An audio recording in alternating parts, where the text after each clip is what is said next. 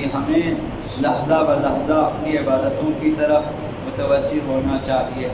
ساری عمر اس بات کی کوشش کریں کہ یہ نماز میری سب سے بہتر ہو.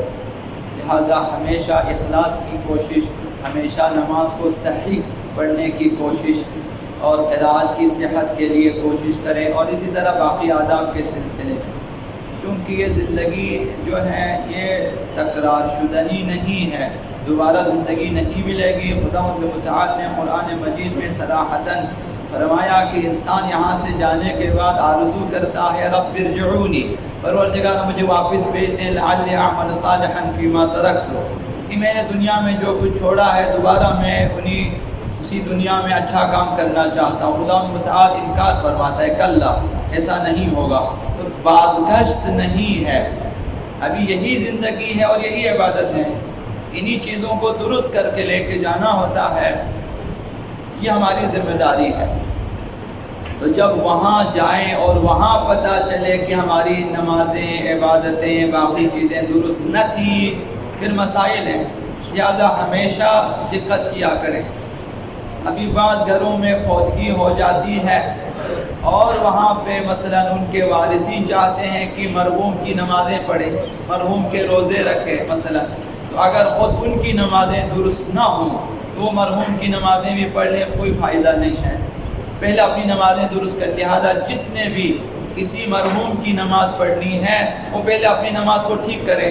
جا کر پوچھیں کسی جاننے والے سے کہ یہ میری نماز ہے، اسے آپ دیکھیں کہ اس میں حمد و سورہ، رکوع و سجود اور ذکر نماز وغیرہ درست ہیں یا اگر ہیں بے شک پھر آپ پڑھیں.